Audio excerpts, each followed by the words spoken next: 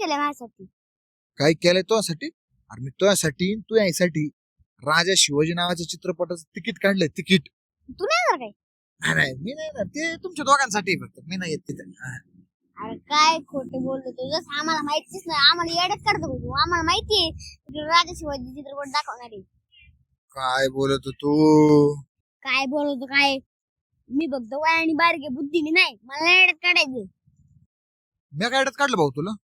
मला माहितीये किशन मामा आम्हाला आहे ना पिक्चरला घेऊन जाणार आहे. तू म्हणते मी तिकीट काढलं. पाहिलं तुला माहित झालं होय? पाहिलं याला तर माहिती, पण तुम्हाला माहित आहे का नाही?